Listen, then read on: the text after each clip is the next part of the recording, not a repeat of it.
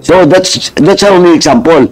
And other police officials also na kinasuhan or pinaimbestigahan, tapos may admin case. Unfortunately, some of those ang nakakatawa pa dahil hindi daw sumunod sa quota. Kulang ang quota. Loko. Eh, the mere quota, tinatakan agad na related na involved sa drug trade. Dahil kulang ang quota. Oh, Mr. Chairman, I will also mention Colonel Ebrio, now former Chief of Police of Bacolod City, now General. Kawawa rin yun. Biktima rin yun. I do not know him. I do not know him, his background. But gusto ko nga, Mr. Chairman, next hearing, papatawag ko yan. Why? Because he was relieved in Bacolod City because of that failed ambush of the #1 councilor of Bacolod City during the time. Fortunately, nabuhay. A certain councilor, Kanotan, the owner of Compistuan, a very popular high resort in Negros Occidental and Bacolod City. Inambos, nabuhay. Of course, being the victim is a councilor, what will I do as a chief of police? I make sure the safety of that councilor, pinadala ng police para ma-secure. Baka abutan pa sa ospital. Nalaman ni Duterte. Few days after, nandun sa LPC Hotel sa Bacolod City, nag-grant. Nandun pa yung chief of police, making sure the security of the president. Nag-grant. Pinagalitan. Pinagmumura in public yung Colonel Ebrio that time. Few days after, pinarelieve. Because of what happened in Kanotan. But, for the record, the name of Kanotan was delisted few months after. By whom? By the president. Because it was recommended by Espinido. When Espinido was assigned Bacolod City, clear po yung pangalan. Ano ngayon yung he never even asked for apology to that police officer. Ngayon, ewan ko lang, general na yun, but napihaw ka because you're just doing your job, hindi mo alam na mga operatiba yun, galing Manila or galing somewhere else. Di ba? Yung mga ganon. Kaya, Mr. Chairman, So, in other maraming reason. Chairman Caraps, they are also victims. Yeah. Well, but Why not move Mr. Chairman, para ma-invite in nila? particular, but I have a lot of police officers to be invited, and even a Polcom next hearing. Now, Mr. Chairman, I move to invite, I do not know now if he is now general or retired na. Hindi pa. General Pardo. General Pardo. Ano po? O si General Torre? Sir, class 95 po. He's currently the deputy chief of the PPDC, sir. He's holding the rank of police colonel, sir. Police colonel pa rin? Yes, sir. Saan siya naka-assign? Sir, sa PPDC, sir. Police colonel pa rin? Yes po, sir. So, will be 97 ka, ma'am, di ba? 96 po, sir. 96? Yes, sir. Oh. 95 siya, Colonel pa rin siya. Colonel pa rin siya? Yes, sir. Anyway, Mr. Chairman, I move that we invite Police Colonel Ebrio on the next hearing. Okay, we'll be inviting Colonel mamaya po. the next hearing. Mamaya. Again, Mr. Chairman, I just want to state na kung sinasabi ko, we need to support all those killed, the families of all those killed and wounded police officers. Saludo ako sa kanila because they died in line of duty defending this country against illegal drugs. But still, Mr. Chairman, hindi po natin dapat makalimutan yung mga police officials na biktima din. Well, Yes. some of them, kinamatayan na lang yung kaso nila sa Napolcom. And ngayon, some of them, may mga pending cases doon sa on appeal sa CEC, ang iba siguro nasa Court of Appeals. So, sinasabi mo, Chairman Caraps, there are those na mga police officials that suffered as well, natanggal sa serbisyo because of they were listed on the drug list? Yes! Yung sinasabi ko nga eh. Now, you want to discuss it? I will discuss it. I'm just confused kasi a while ago we were discussing yung mga victims that may mga nasugatan, namatayan, And this one that you are trying to mention right now are those policemen who were dismissed or either may kaso pa right now because they were listed on the drug list. Yes, correct. Well, in fact, ito for the record, I will not mention muna yung name. Well, in fact, yung isa dyan, yung isa kilala ko talaga, class 97, and I told you, some of the class 97 is involved, type 6 is involved, but there are a lot. Most of class 97 and 96 are police officials na talaga magagaling. Well, in fact, 97, nauna pa nga magkapitan. May isa din, nauna pa nga magkapitan kay General Torre. And all those 96, mas mauna pa siya. Can you mention the name? Nauna pa nga naging major. For transparency. Pero pagdating ni Duterte, 2016, kinargahan din sa drug list. Sige, Congressman Thank you, Chairman. Raps. Anyway, before I ask Police Staff Sergeant again, Casino, actually not only those who died and wounded, also those police officials, no, whether kahit mga PNCO, we are also victim of such campaign during the previous administration. So marami po yan, marami pong mga forms of violation of the rights, no, marami po yan. For example, yung mga police na pinatay din, di ba, because they're being accused that they're involved in illegal drugs, and the proof is their names is listed in the Duterte's list. Tapos, kailangan ma-check natin saka makuha yung data dun. Saka maimbestigahan. Ano na ba ngayon yung status ng mga yun? Kahit po sabihin pa natin na those in the list and was killed are really involved, no? Really involved in that, in the drug trade. But still, they have the right. Diba? Yan, for example, ganyan. Second is those names listed in the Duterte's list that was assigned sa malalayo. Then pagdating niya doon, pinatay. Di ba, marami yan. So, we have to get that list and documents. For example, I will cite you one example, Mr. Chairman. Sa amin galing, yung Colonel Rapis, nasa Duterte's list, nirelieve, inassign doon sa Zamboanga. Doon na siya inubutan. Until now, the case is unsolved. Unlike here now, in front of us, of course, are all our heroes, no? In line of duty. And they received such support from the previous administration and even in this administration. But yung sa akin, ang is also my concern is those police officers being victimized. Mamaya po, i-discuss sa inyo yung ilang mga data and to prove you that indeed, ang dami pong police officers na matitino, magagaling, just because they don't believe on such program. And some of those are politically, quote-unquote, inclined. Dun sa mga political opponents are being victimized. Mamaya po, I will discuss on that. Now, Police Staff Sergeant, bago ka lumayo doon sa issue na, I wanted to show something lang. tapusin mo na yung casino. Balik ko lang. May relation to doon sa sinabi mo. Mamaya, pinpoint out ko lang yun just to make the point that all those witnesses now in front of us are witnesses that was wounded in line of duty. Tama? In line of duty, legitimate operations against drugs, di ba? Illegal drug trade. Now, Kasi before you proceed, yung mga namatay, di ba, ng mga police officers in line of duty, legitimate drug operations. Now, dun kay Casino, kasi ano lang ako doon, medyo curious, kasi di ba, may nakita mo na baril.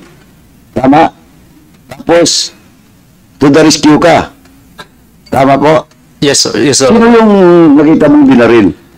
Yung kasama ko po na Intel Operatives po, Your Honor. Intel operative Yung San Carlos. ng San Carlos. Yes po, Your Honor. So, binaril yung pulis na yon. Yes po, Your Honor. Namatay. Namatay po, Your Honor. Namatay. Yes. Okay. So, sino yung police officer na yon na namatay? Police Corporal Jimbo Agtara po, Your Honor. Okay. Now, in that case, in that killing of that police officer, ano yung motive that was established?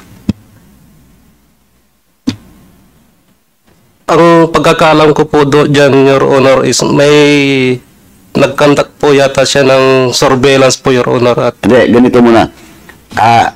Ayan, yung pagkakaalam mo.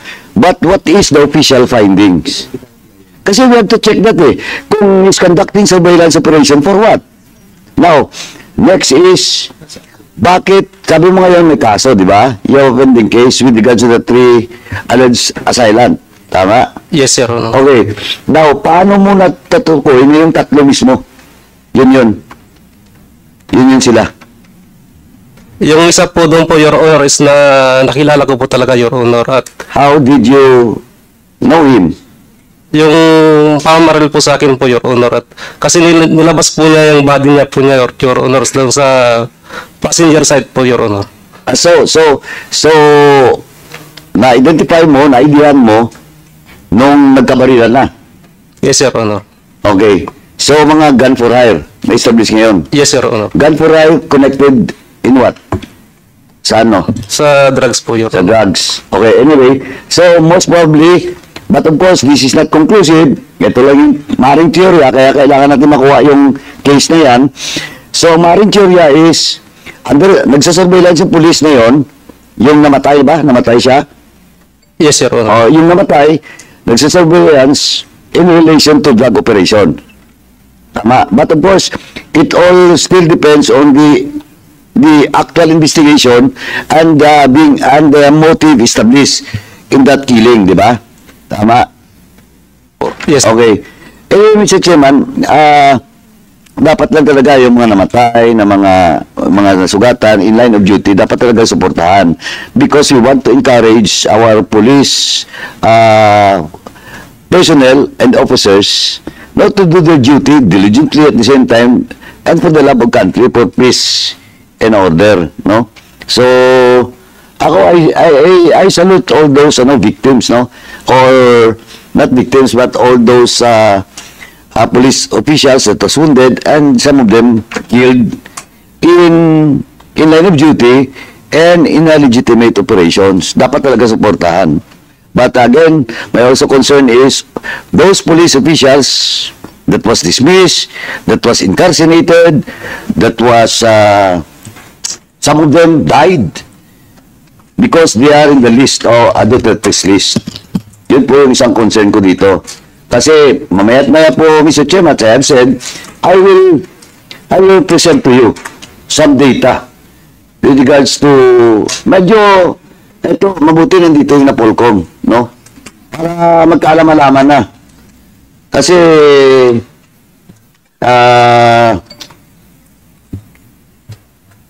early part pa kasi ng 2016 eh.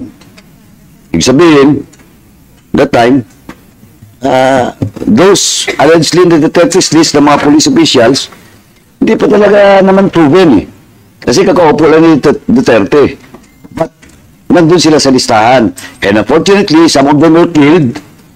No? Nirelieve, inassigned, pagdating doon sa assignment, malalayo, patay. And I mentioned about a certain Colonel Rapis from my home province. Allegedly, involving drugs, nasa drug list ni Duterte, inassign sa Zamboanga, sa Mindanao, few months after, namatay. So, that's only example. And other police officials also, na kinasuhan or pinaimbestigahan, tapos, may admin case. Unfortunately, some of those, ang nakakatawa pa dahil hindi ito sumunod sa quota. Kulang ang quota. Ano ka? The mere quota, tinatakan agad na related, na involved sa drug trade. dahil kulang ang quota. So, Mr. Chairman, again, mamaya po, after siguro ng mga witnesses, I will present to you just one of the many cases, no? One of the many cases na kawawa po, kawawa. Well, in fact, yung isa pa pala, Mr. Chairman, mayroon ba nga mga police officials yun sa Piyaw that time? No? They narrated to me. No? Nagkataon lang na taga-amin, magje-general pa, kawawa, class 84. Nilagay doon sa Piyaw. Tapos pinapauwi. Kulang na humawak doon sa gate na hindi lumabas sa krame because they know for the fact that pag lumabas sila doon, patay sila. Just like what happens in all those, some of those officials. And daming kaso. Oh, Mr. Chairman, I will also mention Colonel Ebrio, now former Chief of Police of Bacolod City, now General. Kawawa rin yun. Biktima rin yun. I do not know him. I do not know him, his background. But gusto ko nga, Mr. Chairman, next hearing, papatawag ko yan. Why? Because he was relieved in Bacolod City because of that failed ambush of the number 1 councilor of Bacolod City during the time. Fortunately, nabuhay. A certain councilor, Kanotan, the owner of Compistuan, a very popular high resort in Negros Occidental and Bacolod City. Inambos. Nabuhay. Of course, being the victim is a councilor, what will I do as a chief of police? I make sure the safety of that councilor, pinadala ng police para ma-secure. Baka abutan pa sa ospital. Nalaman ni Duterte. Few days after, nandun sa LPC Hotel, sa Bacolod City, nag-grant. Nandun pa yung chief of police. Making sure the security of the president. Nag-grant. Pinagalitan. Pinagmumura in public. Yung Colonel Ebrio that time. Few days after, pinarelieve. Because of what happened in Kanotan. But, for the record, the name of Kanotan was delisted few months after. By whom? By the president. Because it was recommended by Espinido. When Espinido was assigned Bacolod City, clear po yung pangalan. Ano ngayon yung he never even asked for apology to that police officer. Ngayon, ewan ko lang, general na yun, but napihaw ka because you're just doing your job, hindi mo alam na mga operatiba yon galing Manila or galing somewhere else. Di ba? Yung mga ganon. Kaya, Mr. Chairman, ito, So, in other words, maraming reason. Chairman Carabs, they are also victims. Yeah. Well, but, Why not move... Mr. Chairman, Para ma-invite in nila. particular, but I have a lot of police officers to be invited and even a Polcom next hearing. Now, Mr. Chairman, I move to invite, I do not know now if he is now general or retired na. Hindi pa. Ni General Pardo. General Pardo, Ano mo po? o si General Torre. Sir, class 95 po. He's currently the deputy chief of the PPDC, sir. He's holding the rank of police colonel, sir. Police colonel pa rin? Yes, sir. Saan siya naka-assign? Sir, sa PPDC, sir. Police colonel pa rin? Yes po, sir. So, will be 97 ka, ma'am, di ba? 96 po, sir. 96? Yes, sir. Oh. 95 siya, Colonel pa rin siya. Colonel pa rin siya? Yes, sir. Anyway, Mr. Chairman, I move that we invite Police Colonel Ebrio on the next hearing. Okay, we'll be inviting Colonel mamaya po. the next hearing. Mamaya. Again, Mr. Chairman, I just want to state na kung sinasabi ko, we need to support all those killed, the families of all those killed and wounded police officers. Saludo ako sa kanila because they died in line of duty defending this country against illegal drugs. But still, Mr. Chairman, hindi po natin dapat makalimutan yung mga police officials na biktima din. Well, Yes. some of them, kinamatayan na lang yung kaso nila sa Napolcom. And ngayon, some of them, may mga pending cases doon sa on appeal sa CEC, ang iba siguro nasa Court of Appeals. So, sinasabi mo, Chairman Carabs, there are those na mga police officials that suffered as well, natanggal sa serbisyo because of they were listed on the drug list? Yes. Eh, yung sinasabi ko nga eh.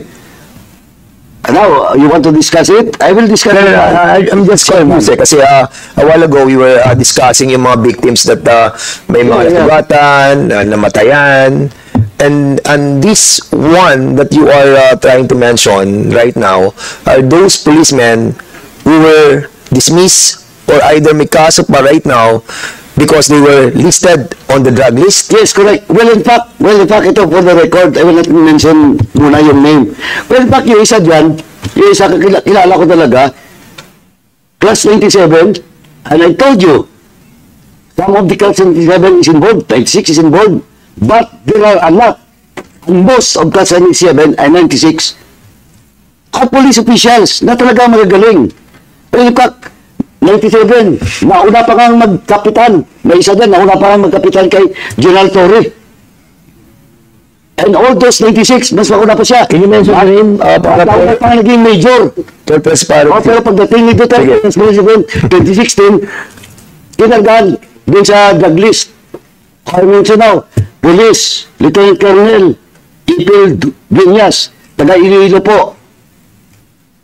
Oh, and you check, I have now the service record of all those police officials.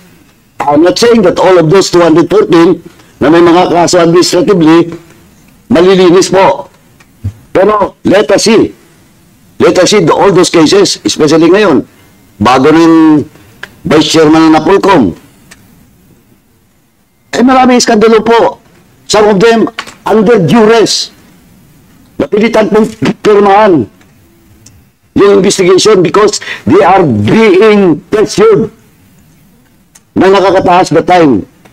And now we have to validate that, perhaps, no? So we will be inviting those people that were under duress, if I may, Chairman Karap. So try to mention or try to tell us or invite those people who are connected with this sort of harassment or putting them under duress, because if indeed they were compelled to sign yung pong kanilang pagpasok do sa listahan ng mga nasa drug list, then at least malaman po ng committee ito. So we'll be asking you to mention or to invite those personalities. Siguro kay General Torre to yung pong well, si IDG po kayo ngayon, di ba?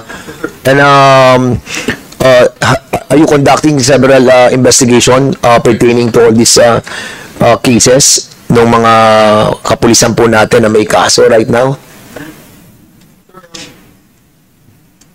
But before you proceed, that you would like to acknowledge the presence of Congressman Paulo Ortega of La Union and Congressman Bambi Amano of Misamis Oriental. Welcome, sir. Sige, go ahead, General. Sir, what we are looking at right now are the cold cases na suspected to be on the EJK, sir, yung offshoot ng ating EJK investigation in the previous hearings. So, as of the moment, based on the priority, sir, wala pa yung mga cases ng police na namatay under mysterious circumstances na minention ni Congressman Paduano, sir, but it will be included eventually, sir, pag matapos namin ang mga priority cases, sir. Okay, thank you, General. Then we'll be proceeding do sa dalawang victim pa at saka do sa pamilya. Okay. Ano lang po, just a short interjection with regards to the legal problem in the organization of the PNP. Kasi ganito po, cases filed against police officers in line of duty, dapat police talaga yon. Okay? But, for example, in the case that was mentioned by Reyes, that is not in line of duty. Now, pag wala sang lawyer, dun sa sapaw. Diba? Wala kang lawyer, dun ka sapaw. But, still, kung gusto ko lang balikan yung question of the legal problem, services in the PNP, ang problema kasi, Mr. Chairman, ganito po yon. We have discussed it several times even in the previous congresses, Ang problema kasi, for example, if I am a lawyer, instead of entering the services to the PNP, I'd rather apply for the PAO. Kasi mas malaki pong sahod sa PAO kumpara mo sa police na abogado that will be assigned sa IAS. Yan pong reality. Di ba? For example, lawyer ka. Pag pumasok ka sa police with all those requirements and qualification, qualified ka na, you have fulfilled all those requirements. What is your rank? Major, di ba? O kapitan? Kapitan, di ba? First entry is police captain ka. Now, magkano sahod ng police captain? Ngayon, less than 100,000, di ba? Oh, less than 100,000. But, if I am a lawyer, I'd rather apply for the PAW than the police. Kasi, mas malaking sahod ng lawyers new entry sa PAW kaysa sa police. Kaya yun yung isang problema dyan ng talagang sa police. We cannot hire as much as we want lawyers for the police kasi napakababa po ng sahod. Kasi first entry mo, kapitan ka, what is the salary of the police captain, yun po yung sahod mo. Yun talagang problema. Now, kaya siguro, you have to study the local government code, same time yung PNP law, na yung IAS, kung gusto nating suportahan ng todo, pwede naman yun, but ang salary grade siguro patasin natin para mas maraming abogado na papasok dun sa police, not entering the police service, but dun sa legal ng police, no? Dun sa IAS. Yun yung pong pwedeng maging remedyo. But as of now, kaya yan ang hinarap natin dahil kahit lagyan pa yan natin ng malaking pondo dyan. Still, the question is the scarcity of lawyers within the police organization. Mr. Chair. Yun yung problema talaga dyan. And of course, siguro talagang dapat manawagan din tayo dito sa counterpart natin, no, sa Senate. Because in here, sa atin po sa Kongreso, yung House Bill number 6509, pending pa to sa Senate, yung pre-legal assistance to uniformed personnel. We approved this with the Committee on Justice. 2022 pa to, naalala ko na aprobahan na natin to, providing free legal assistance to any officer or uniformed personnel of the Armed Forces of the Philippines, the Bureau of Fire, Bureau of Jail, Coast Guard, PNP, na facing any charge before the prosecutor's office. Sana po maaprobahan na sa Senado to. Napakatindi pala talaga ni Digong nung panahon na yon. Kaya pala, una, tinaasan ang sahod ng mga kapulisan. Bakit? Para hindi makapalag sa mga iuutos ni Digong. Tapos ngayon, yun nga pong reward system at quota system ay inimplement. Siyempre, hindi nila aaminin yan. Ngayon, kapag ikaw ay isang chief of police, hindi ka makakota yung mga bataan mo o yung mga tropa mo, yung mga tauhan mo sa iyong presinto ay hindi makakota dyan po sa paggurgur ng mga gumagamit ng pulburon, ay dun na, ilalagay ka na. At ikaw ay iuugnay sa pagbebenta ng pulburon na ikaw ay may kinalaman. Kaya po nung panahon pala ni Digong, ang mga kapulisan ay talagang gumagawa po ng mga quota system. Di ba karamihan nga nung ilang mga nahuhuli na mga noon ay mga nakasakay sa motor na 2 tao, yung iba, pag inimbestigahan, nalalaman po ng mga nag-iimbestiga na ito po ay mga sanay. At ito po ay siguradong mga kabaro din nila or mga pulis din. Diba? So, ngayon, nalaman na natin. Kaya po pala, talagang sumidhi ang laban noon ni Digong kontra sa illegal na pulburon kasi nga po, kailangan na mawala yung mga hindi kumukuha kay Michael Yang. Dapat kay Michael Yang lang kumukuha o bumibili noong panahon na yon. Diba? Kaya nga po, kahit na issue sa Dumoy Laboratory 2004 pa, protektado yung Michael Yang. Bakit? Kasi nga, marami sigurong perang naipalamon nito doon sa mga patay gutom ng mga lespo sa salapi. Yung mga mukhang pera. Yung mga lespo na mukhang pera, siguro pinalaman ng pera ni Michael Yang, kaya po ganon. Kaya ganon na ito ay hindi po masangkot-sangkot kahit na siya ang pinaka big boss. Hindi ma-pinpoint, hindi maituro, hindi po kumbaga maiugnay kasi may humaharang, may nagdi-divide, may nawawalang link. Ganun ang ginagawa nitong si Michael Yang. Para nga naman syempre patuloy siyang makapagnegosyo kapartner ni Digong. Kailangan protektado siya, kailangan may tagabulag, kailangan may tagatakip, may tagapagtanggol. Kaya po dito nakakaawa yung ating mga kapulisan. Lalo na kunwari katulad niyan, isang example diyan si Espinido. Sa dami ng accomplishment ni Espinido hanggang ngayon, ano tawag natin sa kanya? Colonel. Yung sinasabi ni Paduano, kala niya general na, yun pala Colonel pa rin hanggang ngayon. Diba? Ang tatagal na ng mga nagseserbisyo sa bayan, naunahan pa ng kanilang mga lower class. Kapag hindi ka sumusunod kay Digong, hindi ka nakakakota, hindi nakakakota ang iyong mga tauhan, malabo ka ma-promote, malabo kang makakuha ng estrelya sa iyong balikat. Hindi ka makakakuha ng estrelya kasi ikaw ay matinong pulis. Ayaw ni Digong sa matinong pulis. Kaya yung sinasabi nila, laging parang sinusumbat ng mga DDEBs. Lalo na ng mga senador na DDEBs sumusuporta kay Digong.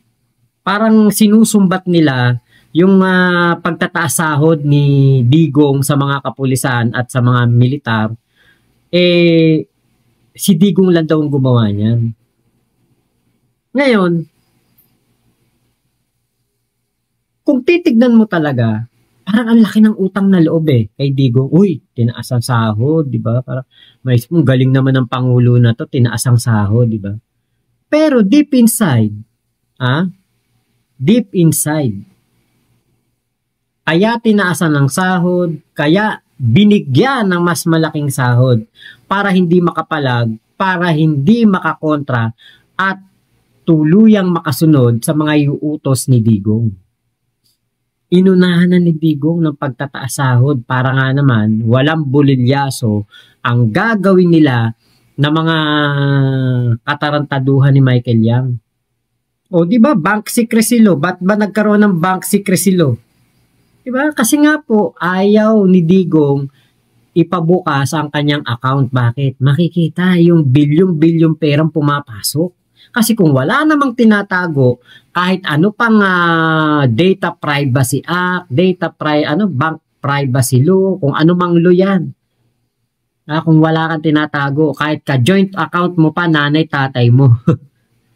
Papakita mo ang laman ng iyong bank account, di ba? Kung wala kang tinatago. Kaya lang nga po, may tinatago. Yun lamang, ganun lang kasimple yung paliwanag doon. So, yun lamang po, maraming salamat sa pagsama nyo dito sa aking vlog na ito. Ingat po kayo, nasan mang panig kayo ng mundo mo, mga chup-chup. Love you, love you. God bless us all. Pilipinas. God first.